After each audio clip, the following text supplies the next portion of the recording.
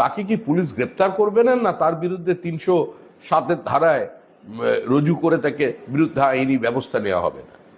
সুতরাং দল সরকার পরিচালনা করতে পারে, কিন্তু আইনের ঊর্ধ্বে নয়। যদি তৎক্ষণাৎ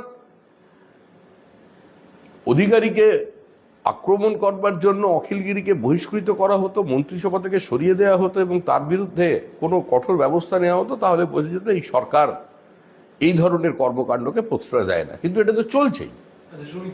এর আগেও বিডিও আক্রান্ত হয়েছে, এসডিও আক্রান্ত হচ্ছে, প্রতিদিন চলেছে, সর্বত্র চলেছে। শুধু অখিলগিরিকে একা শাস্তি দিয়েতেই সমস্যার সমাধান করা যাবে না। এটা তো একটা অবস্থা তৈরি করে দিয়েছে তৃণমূল। ড্যামেজ কন্ট্রোলের চেষ্টা তো প্রত্যেক মানুষই করতে পারে, প্রত্যেক দলই ড্যামেজ কন্ট্রোলের চেষ্টা করে, কিন্তু ড্যামেজ কন্ট্রোলের মানে কি? আপনি সরকারি আধিকারিককে আক্রমণ করবেন, আপনি বিডিওর দিকে জলের বোতল ছুঁড়ে মারবেন, আপনি বিভিন্ন কলেজের একজন অধ্যাপিকার দিকে জলের জাগ ছুঁড়ে দেবেন, আপনি বিভিন্ন সময় গিয়ে চাপকানোর কথা বলবেন, প্রত্যেক জায়গায় তৃণমূলের কথা না শুনলে সময় বেঁধে দেবেন যে একদম পুলিশকেই বোম মারার কথা বলবেন। তো এটা তো চলছে দীর্ঘদিন থেকে।